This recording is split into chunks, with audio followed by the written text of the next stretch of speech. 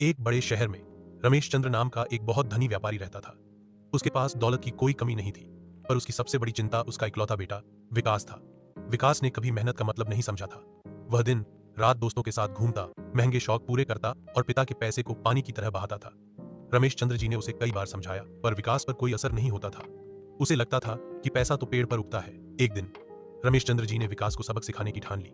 उन्होंने विकास से कहा, बेटा, आज से तुम्हारा खर्च तभी चलेगा जब तुम खुद कुछ कमा कर लाओगे। कल जाओ और कुछ पैसे कमा कर दिखाओ। वह इतराता हुआ घर से निकल गया, पर सारा दिन भटकने के बाद भी उसे कोई काम नहीं मिला। हर जगह लोगों ने उसे दुत्कार दिया।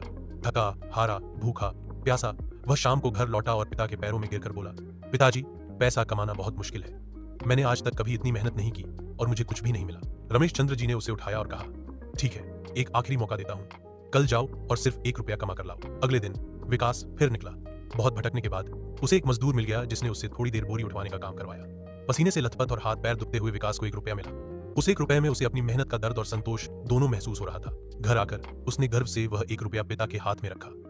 रमेश चंद्र जी ने वह रुपया लिया और घर के सामने बने सूखे कुएं में फेंक दिया। विकास चीख उठा, पिताजी, यह आपने क्या किया? वह मेरा 1 रुपया था, मैंने उसे कितनी मेहनत से कमाया था। रमेश चंद्र जी मुस्कुराए। उन्होंने विकास को गले लगाया और कहा, बेटा, जब तक तुम मेरी मेहनत के पैसे उड़ाते रहे, तुम्हें उसकी कीमत पता नहीं चली।